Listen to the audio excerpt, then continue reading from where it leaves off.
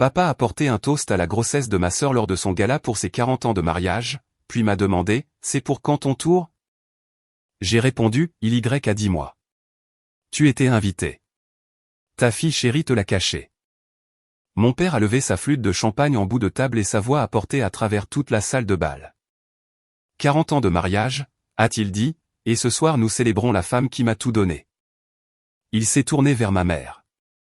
Puis ses yeux se sont posés sur ma jeune sœur qui était rayonnante à ses côtés dans une robe de soie crème. Et ce soir, a-t-il continué, nous célébrons aussi le prochain chapitre, le petit enfant que nous attendions. J'étais debout au fond de la salle, tenant un verre d'eau pétillante, regardant mon père porter ce toast à un bébé qui n'existait pas encore. Ma sœur était enceinte de 4 mois. 4 mois. Pendant ce temps, ma propre fille, sa véritable première petite fille, venait d'avoir 10 mois ce matin même. Elle était à la maison avec mon mari, dormant dans son berceau dans un pyjama couvert de minuscules bourdons brodés que j'avais choisis moi-même. Mon père ne l'avait jamais rencontrée. Laissez-moi reprendre depuis le début, parce que je sais comment cela sonne. Je sais ce que vous pensez. Comment un homme peut-il ignorer qu'il a une petite fille? Comment cela peut-il arriver dans une famille, à notre époque, avec les téléphones, les courriels et les médias sociaux? Je me suis posé les mêmes questions pendant longtemps. Et la réponse, quand j'ai finalement reconstitué les morceaux, était plus laide que tout ce que j'avais pu imaginer. Je m'appelle Tessa. J'ai 31 ans. Je travaille comme ingénieur en structure pour une entreprise qui conçoit des hôpitaux. Et depuis les 6 dernières années, je vis à Portland, en Oregon, à près de 3000 mètres de là où j'ai grandi, à Charleston, en Caroline du Sud. Ma famille est ce que les gens de notre ville appellent poliment de vieilles familles riches, ce qui signifie principalement que mon père possède la moitié de l'immobilier commercial du centre-ville. Et que ma mère siège à tous les conseils d'administration d'œuvres de bienfaisance qui en valent la peine. Ma jeune sœur, Brini, de 4 ans ma cadette, n'est jamais partie. Elle a épousé un banquier nommé Pierce à 23 ans et a emménagé dans une maison à 6 minutes de chez ses parents. J'ai toujours su que j'étais la fille la moins favorisée. Ce n'est pas moi qui fais du drame. C'est juste un fait. Comme de dire que j'ai les cheveux bruns ou que mon œil gauche est légèrement plus faible que le droit. Brini était la jolie, la charmante, celle qui pouvait entrer dans une pièce et faire rire tout le monde. J'étais la silencieuse, celle qui aimait les mathématiques, celle qui préférait lire dans un coin plutôt que de danser au cotillon. Mon père nous appelait son livre et son papillon. Il le disait comme si c'était un compliment pour nous deux. Ce n'en était pas un. J'ai déménagé à Portland pour mes études supérieures et ne suis jamais revenu. Je me disais que c'était pour le marché du travail, pour l'envie de travailler sur des projets sismiques de la côte ouest, pour la pluie. La vérité, c'est que je voulais juste respirer un air qui ne sentait pas le parfum de ma mère. J'ai rencontré mon mari, Holden, lors de ma 2e année. Il est infirmier en pédiatrie, l'homme le plus gentil que j'ai jamais connu de ma vie, et il m'a demandé en mariage sur un sentier de randonnée 2 ans plus tard avec une bague que sa grand-mère lui avait laissée. Nous nous sommes mariés lors d'une petite cérémonie dans un vignoble des gorges du Columbia. 22 personnes sont venues. Aucune d'entre elles n'était de ma famille. C'est important. Je veux que vous compreniez. Ma famille était invitée. Ma mère a répondu par la négative la même semaine où elle a répondu par l'affirmative à une collecte de fonds de la haute société à Savannah. Mon père a dit qu'il avait une clôture de transaction. Il ne pouvait pas la déplacer. Brini a envoyé un vase Tiffany et une carte qui disait « J'aimerais que nous puissions être là ». J'ai pleuré dans les toilettes du lieu de réception 20 minutes avant de remonter l'allée. Puis je me suis séché le visage et j'ai épousé l'homme que j'aimais. Et je me suis dit que j'en avais fini. Sauf que je n'en avais pas fini, car 2 ans et demi plus tard, je suis tombée enceinte. Je veux être honnête sur quelque chose. La grossesse m'a changé. J'avais passé des années à m'endurcir contre ma famille, à construire cette épaisse carapace autour de la partie de moi qui voulait encore qu'il m'aime. Et au moment où j'ai vu cette 2e ligne rose, la carapace s'est fissurée. J'ai appelé ma mère avant d'appeler qui que ce soit d'autre, à l'exception de Holden. Je pleurais. Je lui ai dit que j'étais à 12 semaines, que nous avions attendu pour le partager jusqu'à ce que nous passions le 1er trimestre, que le médecin disait que tout semblait parfait. Elle est restée silencieuse un long moment. Puis elle a dit « Oh, ma chérie, c'est merveilleux. Laisse-moi le dire à ton père. » J'ai demandé si je pouvais le lui dire moi-même. Elle a dit qu'il était au bureau et qu'elle ne voulait pas que j'interrompe son après-midi. Elle s'en occuperait. Elle le lui dirait au dîner et lui demanderait de me rappeler. Il ne m'a pas rappelé. J'ai attendu 2 jours. Puis j'ai appelé directement le bureau. La réceptionniste, une femme nommée Dilia, qui travaillait pour mon père depuis que j'étais au collège, m'a dit qu'il était en réunion. J'ai laissé mon nom. Il n'a pas rappelé. J'ai rappelé la semaine suivante. Même chose. Quand je suis arrivé à 16 semaines, j'avais appelé 11 fois et je n'avais jamais réussi à lui parler. Ma mère n'arrêtait pas de me dire qu'il était occupé. Il voyageait. Il était stressé par une affaire. Il était heureux pour moi, mais tu sais comment est ton père. J'aurais dû prendre l'avion pour rentrer. Je le sais maintenant. J'aurais dû monter dans un avion, entrer dans son bureau, poser ma main sur mon ventre et le forcer à me regarder. Mais j'étais au début de ma grossesse et les nausées matinales s'étaient transformées en nausées toute la journée. Et mon obstétricien avait signalé quelques inquiétudes précoces concernant ma tension artérielle et on m'avait dit de ne pas prendre l'avion avant d'être plus avancé dans mon 2e trimestre. Alors j'ai attendu. Je lui ai envoyé un courriel. Je lui ai envoyé une photo d'échographie avec une longue lettre. Je n'ai jamais eu de réponse. Ma mère m'a dit qu'il avait pleuré en voyant la photo. Elle m'a dit qu'il était dépassé, qu'il avait toujours été comme ça, que les hommes de sa génération ne savaient pas comment exprimer leurs sentiments à propos des bébés. Elle m'a dit de lui donner du temps. Je lui ai donné du temps. Au moment de la naissance de ma fille, j'avais cessé d'essayer. Les parents de Holden sont venus en avion pour la naissance.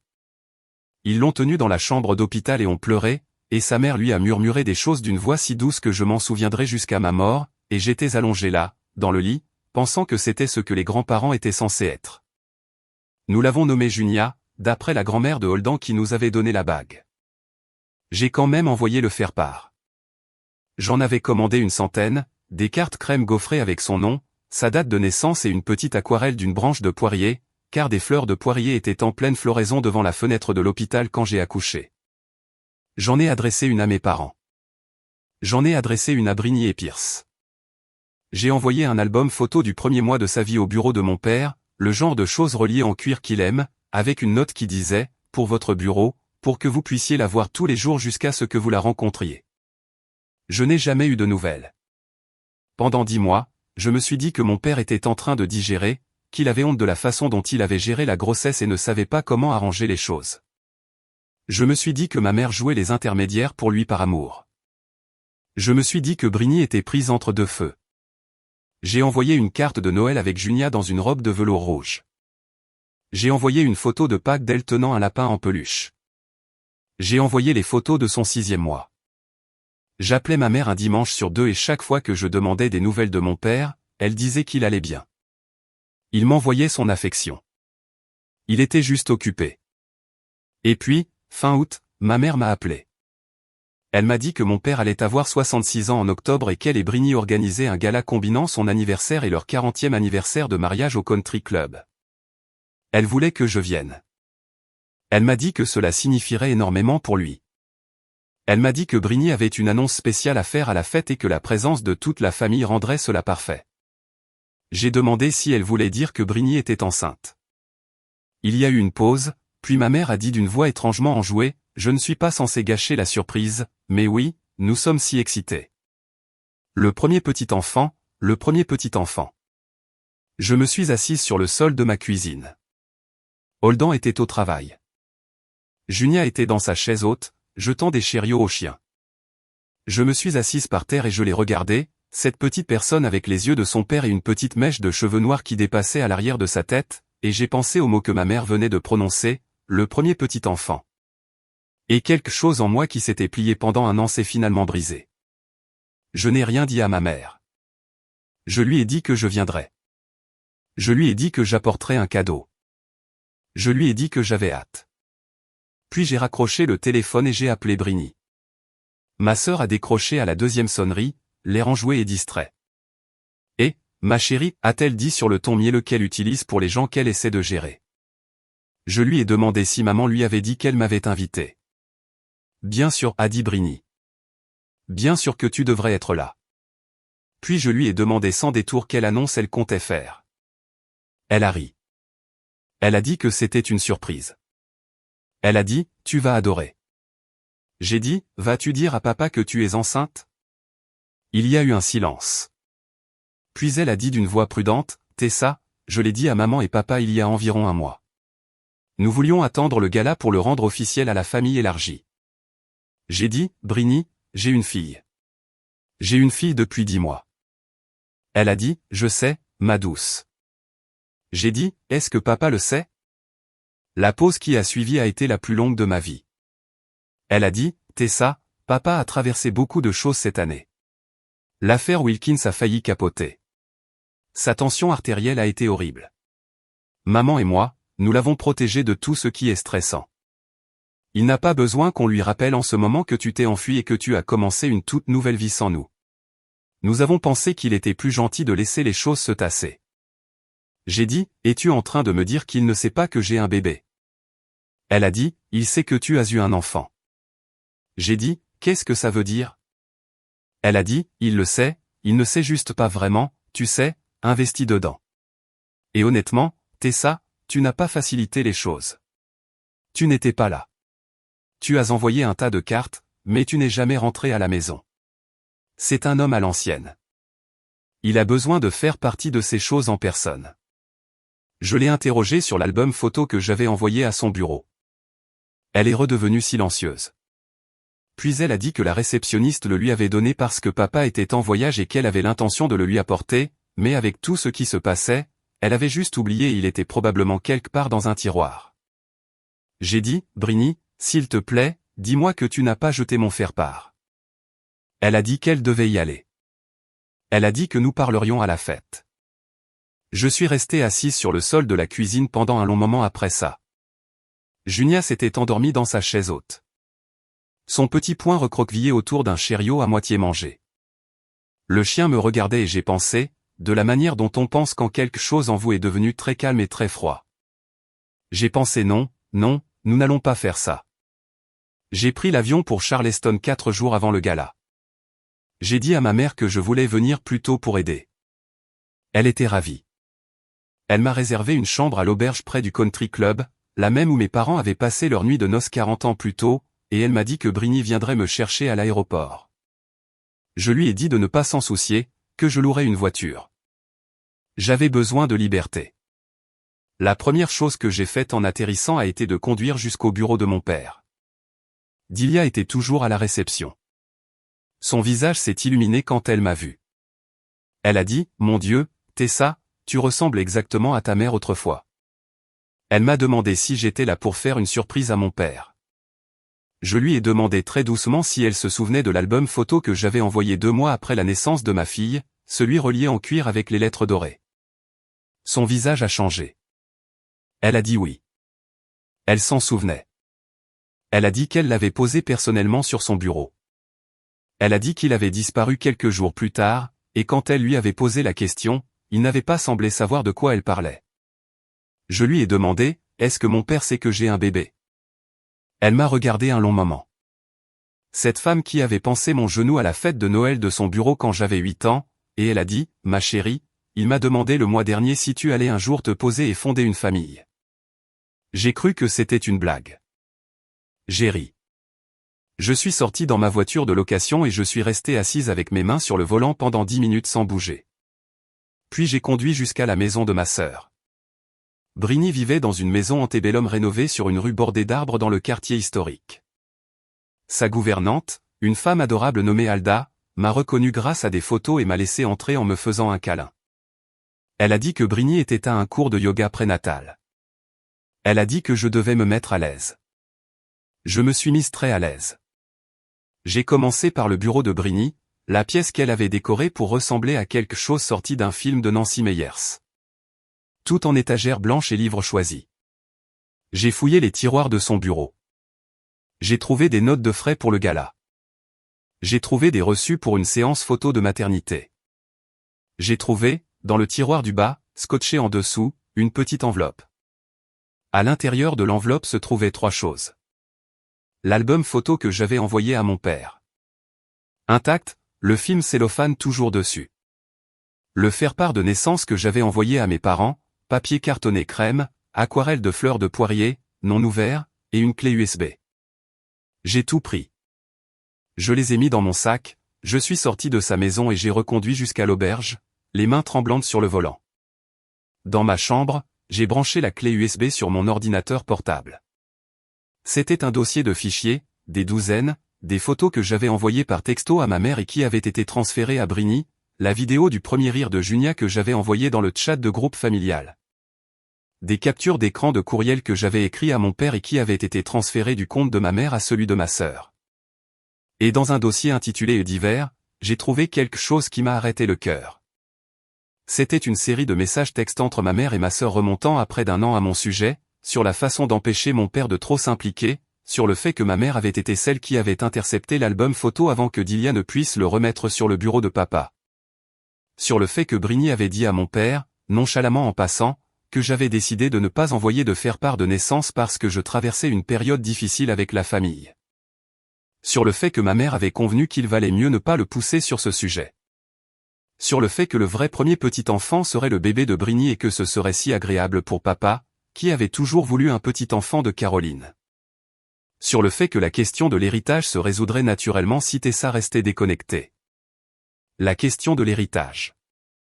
Je me suis assise sur le lit dans cette jolie petite auberge et j'ai lu chaque message. J'ai lu comment ma mère avait jeté la photo de Pâques. J'ai lu comment Briny avait ri en voyant la photo des 6 mois de Junia, comment elle avait dit que le bébé ressemblait à une pomme de terre.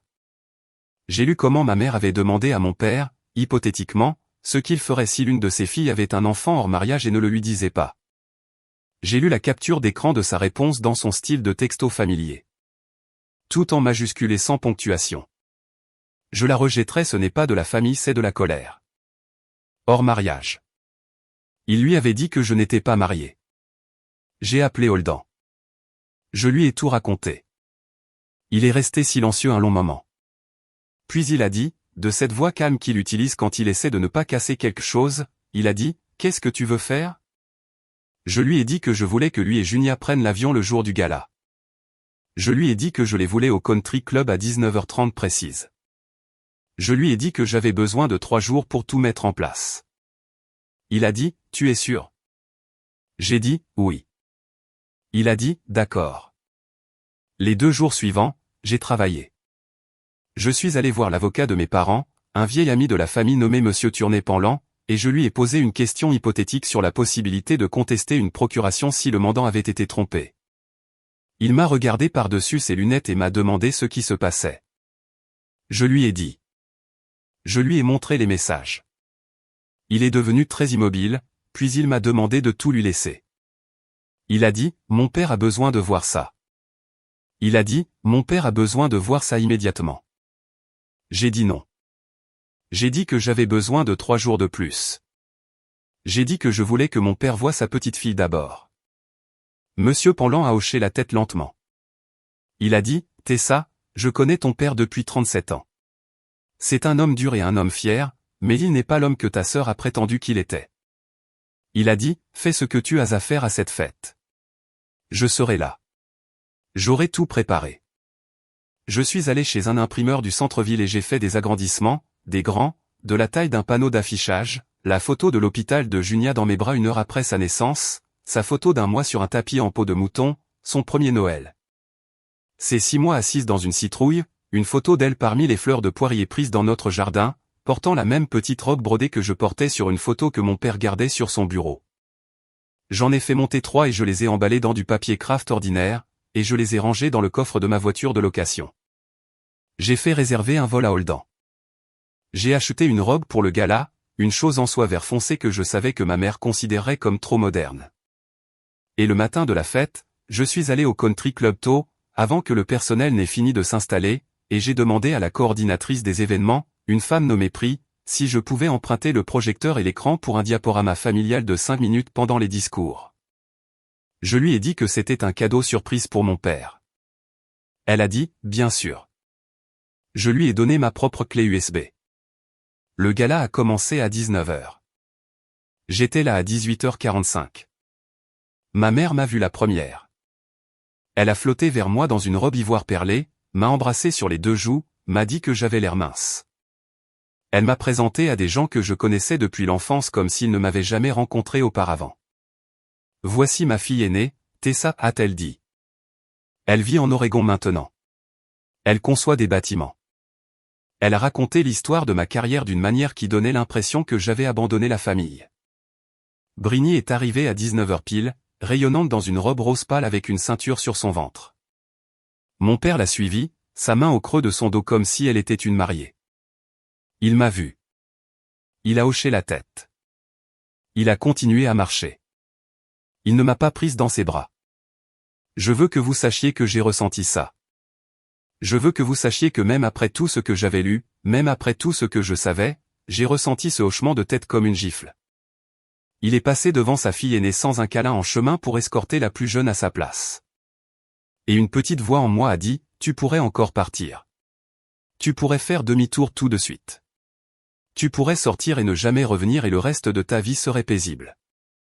Mais Junia, ma Junia, dormant en ce moment dans un hôtel à 2 miles de là avec son père, ne sachant pas encore qu'on avait dit à son grand-père qu'elle n'existait pas. Non. Le dîner a continué. Je me suis assise à la table familiale et j'ai écouté ma mère faire la conversation. J'ai regardé ma sœur rayonner. J'ai regardé mon père, cet homme dont j'avais eu peur, dont j'étais fier et que j'avais désespérément cherché à satisfaire toute ma vie, lever son verre à 20h15 pour son premier toast. Il a parlé de ma mère pendant 10 minutes. Il a parlé de Britney et de son mari pendant 5 minutes. Il a parlé de la façon dont il lui offrait le plus grand cadeau de sa vie, le cadeau d'un petit enfant, la prochaine génération de la famille. Il a dit, et je n'oublierai pas ça jusqu'au jour de ma mort. Il a dit, j'avais presque perdu espoir. 40 ans de mariage, et je pensais que peut-être cette vieille maison n'entendrait plus jamais le son d'un bébé. La salle a soupiré. Les gens se sont essuyés les yeux. Ma mère s'est tamponné le visage avec une serviette. Britney a posé sa main sur son ventre et a levé les yeux vers notre père comme s'il était un saint. Il s'est tourné vers moi. Toute la salle regardait. Il a levé son verre dans ma direction, ce petit geste réticent, et il a dit, « Et Tessa, bien sûr, nous espérons qu'un jour ce sera ton tour aussi. Bientôt, ma chérie. Ne nous fais pas attendre trop longtemps. » Je me suis levé. J'ai tenu mon propre verre. J'ai laissé le silence s'étirer. J'ai dit dans le silence, « Papa, c'était il y a 10 mois. Tu étais invité. » Personne n'a bougé. J'ai dit, « Elle s'appelle Junia. Elle porte le nom de la grand-mère de Holden. Holden est mon mari. Nous sommes mariés depuis 3 ans. Tu étais au mariage pendant environ 30 secondes dans une vidéo que Britney a filmée. Elle ne te l'a pas montré. Ma mère était sur ses pieds. Tessa siffla elle. Assieds-toi. Assieds-toi tout de suite. J'ai dit, elle est née un mardi matin à 4h19. Elle pesait 7 livres et 4 onces. Je t'ai envoyé un album photo. Je t'ai envoyé un faire-part de naissance. Je t'ai envoyé des cartes de Noël et des cartes de Pâques et 10 mois de photos et pas une seule n'est jamais arrivée entre tes mains. Elles ont été interceptées. Chacune d'entre elles. Par maman et par Britney. Toute la salle était devenue silencieuse. Puis, la belle et brillante Pri, commençait déjà le diaporama. La première photo de ma fille est apparue sur l'écran derrière mon père, haute de 11 pieds. Junia à l'hôpital, sa petite main enroulée autour de mon doigt. La salle a eu un hoquet de surprise. Mon père s'est retourné. Il l'a vu. Je vais vous dire quelque chose. Je vais vous dire quelque chose que je n'attendais pas. Mon père, qui ne m'avait pas prise dans ses bras quand je suis entré, qui avait porté un toast à ses 40 ans de mariage en effaçant sa première petite fille, mon père a fait 2 pas vers cet écran, et ses genoux ont flanché. Il s'est assis lourdement sur sa chaise. Il a mis sa main sur sa bouche. La photo suivante est apparue. Junia souriant dans son pyjama à bourdon, et il a fait un son. Un son que je n'ai jamais entendu un homme adulte faire de ma vie. Britney était déjà en mouvement. Elle essayait d'atteindre le projecteur. Elle disait quelque chose à propos d'un malentendu, sur le fait que j'avais toujours été jalouse, que ce n'était pas le moment. Ma mère lui a attrapé le bras. Toute la salle regardait. J'ai dit, et c'était la partie que j'avais répétée. C'était la partie que j'avais écrite à l'auberge la veille au soir. J'ai dit, Monsieur Penland est ici ce soir. Il est l'avocat de mon père depuis 37 ans. Il a des copies de chaque message texte que maman et Brini se sont envoyés au cours des 14 derniers mois, planifiant comment garder ma fille secrète. Il a des relevés bancaires montrant que Brini a déplacé de l'argent du fonds fiduciaire que grand-père a créé pour nous deux, en utilisant des signatures falsifiées de moi. Il a les reçus. Il a tout. J'ai regardé mon père. J'ai dit, papa, Holden est en bas dans le hall avec Junia. Elle a attendu toute la nuit pour te rencontrer, si tu le veux. Mon père s'est levé. Il pleurait. Cet homme que je n'avais jamais vu pleurer de ma vie, qui n'avait pas pleuré à l'enterrement de sa propre mère, pleurait ouvertement à son gala du 40e anniversaire devant 200 personnes. Il a regardé ma mère. Il a regardé Brini. Il a regardé l'écran où une photo de Junia dans son costume d'Halloween, une petite poire avec un chapeau de feuilles vertes, remplissait la pièce. Il a dit, emmène-moi la voir. Il n'a pas dit un autre mot à ma mère ou à ma sœur. Il a traversé toute la longueur de cette salle de bal avec moi, devant chaque personne qui comptait dans la société de Charleston. Et il n'a pas regardé en arrière une seule fois. Holden était dans le hall, debout près de la fontaine, tenant notre fille qui portait une robe en velours bleu marine avec des collants blancs. Elle était réveillée. Elle regardait les lustres avec ce regard de Junia aux yeux grands ouverts. Celui où sa bouche fait un petit O. Mon père s'est arrêté à environ 10 pieds de distance. Il ne pouvait pas s'approcher. Il est juste resté là, pleurant en silence, puis il a dit, puis-je. Holden s'est approché et a mis ma fille dans les bras de mon père. Junia, qui est normalement méfiante envers les étrangers, qui hurle quand mon dentiste essaie de lui faire un signe de la main, a levé les yeux vers le visage de mon père et a posé sa petite main sur sa joue. Elle a dit, Da. Elle l'a dit très clairement. Da. Mon père s'est assis sur le bord de la fontaine. Il a tenu ma fille. Il a pleuré. Et puis il a ri, et puis il a pleuré à nouveau. Et Junia lui tapotait le visage comme si elle rassurait un vieil ami. Il a levé les yeux vers moi. Il a dit, Tessa, je suis tellement désolé. Je suis tellement désolé. J'ai dit, je sais, papa. Je sais. Les retombées ont été rapides. Monsieur Penland a déposé les documents le lundi suivant. L'enquête pour faux et usage de faux était fédérale, car certains des fonds fiduciaires avaient traversé les frontières des États. Brini a été mise en examen 3 semaines plus tard. Elle a perdu son siège au conseil de la Junior League, puis de la Société historique, puis du Country Club lui-même. Pierce a demandé le divorce 6 semaines après le début de l'enquête, citant les irrégularités financières et ce qu'il a appelé une perte totale de confiance. Elle vit actuellement dans la maison d'amis de mes parents en attendant son procès. Son bébé est né en mars, un garçon en bonne santé. Mon père paie les frais médicaux. Il n'a pas vu l'enfant. Ma mère a passé 2 mois dans ce qu'elle a appelé une retraite de bien-être dans les montagnes. Quand elle est revenue, mon père avait déménagé. Il a demandé la séparation de corps. Il lui a dit, et elle me l'a dit plus tard, en pleurant au téléphone, qu'il pouvait lui pardonner beaucoup de choses dans leur mariage, mais qu'il ne pouvait pas lui pardonner d'avoir volé sa petite fille. Il a déménagé à Portland en février. Il a acheté une petite maison à 6 pâtés de maison de la nôtre. Junia l'appelle Bimpa, ce qu'elle a inventé elle-même. Il va la chercher à la garderie 2 jours par semaine.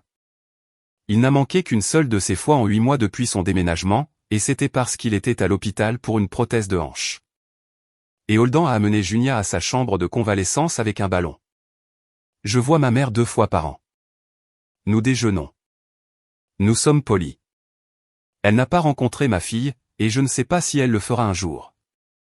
Je suis de nouveau enceinte, au fait. Un garçon cette fois, prévu pour juin. Quand je l'ai dit à mon père, il s'est assis sur notre canapé, a mis son visage dans ses mains et a pleuré longtemps. Puis il a levé les yeux et a dit, cette fois, s'il te plaît. Je veux savoir le jour même. Je veux être la 2e personne que tu appelles. Il a dit, je l'ai manqué une fois. Je ne le manquerai pas à nouveau. J'ai dit, papa, tu seras le 2e appel, juste après Holden. Je te le promets. Il a dit, je ne mérite pas ça. J'ai dit, tu le mérites maintenant. Et nous nous sommes assis sur le canapé de mon salon, avec ma fille endormie à l'étage, mon mari préparant le dîner dans la cuisine et un bébé grandissant en moi, un bébé dont mon père connaîtrait l'existence dès le premier battement de cœur. Et j'ai pensé, voilà ce que j'ai failli perdre. Voilà ce qui m'a presque été enlevé. Et j'ai pensé à quel point j'étais passé près de ne jamais connaître la vérité. D'arriver à Noël une année et de trouver le fils de ma sœur sur les genoux de mon père. De l'entendre appeler le premier-né, de voir ma propre fille être effacée d'une famille qu'elle n'a même jamais eu la chance de connaître. J'y pense parfois. J'y pense quand Junia entre en trottinant dans la cuisine le matin, voit son grand-père à table et court vers lui les bras levés. Je pense à la version de ma vie où je serais restée silencieuse, où j'aurais laissé faire, où je me serais raconté l'histoire que mon père était juste un homme occupé, ma sœur juste une fille écervelée et ma mère faisait juste de son mieux. Je suis si heureuse de m'être levée. Je suis si heureuse d'avoir conduit jusqu'à Charleston 4 jours plus tôt. Je suis si heureuse que ma fille est un Bimpa qui est présent. Si vous écoutez ceci et qu'il y a quelqu'un dans votre famille à qui on a raconté une version de vous qui n'est pas vraie, s'il vous plaît, n'attendez pas. Ne présumez pas. Ne laissez pas d'autres personnes être le pont entre vous et les gens que vous aimez. Prenez le téléphone. Montez dans l'avion. Entrez dans la pièce. La vérité ne se livrera pas d'elle-même. La mienne a failli ne pas le faire. Je pense à cette nuit au country club plus que je ne le devrais. Pas à cause du diaporama ou des genoux de mon père qui flanchent ou du silence qui s'est abattu sur 200 personnes quand j'ai prononcé le nom de ma fille à voix haute pour la première fois dans cette salle de bal. Je pense à la version de moi qui a failli ne pas y aller. La version qui a failli rester à Portland ce week-end-là, qui a failli laisser le mensonge devenir permanent, qui a failli laisser ma mère et Brini réécrire l'histoire de ma fille hors de notre histoire familiale, une décision silencieuse à la fois. Pendant 10 mois, je m'étais raconté une histoire bienveillante. Je me disais que mon père était juste occupé. Je me disais que ma mère avait de bonnes intentions. Je me disais que ma sœur était prise entre deux feux. Je déguisais la lâcheté en patience et j'appelais cela être la personne la plus mature.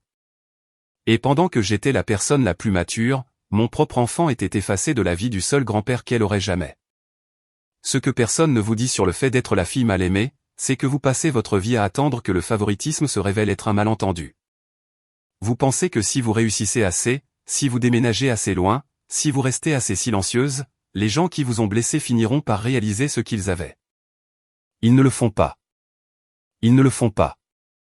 Parce que le favoritisme ne vous concernait pas en premier lieu. Il les concernait, eux.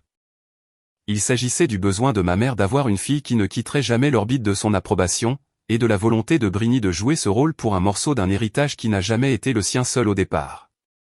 J'ai dû apprendre tardivement et douloureusement que se protéger n'est pas la même chose que protéger sa paix.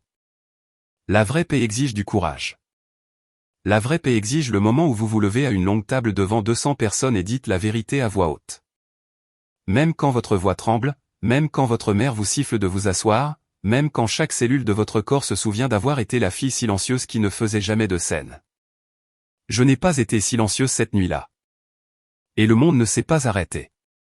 Ma famille s'est arrêtée. La fausse version de celle-ci, la version repeinte qui me faisait poser pour des cartes de Noël à côté de gens qui me volaient.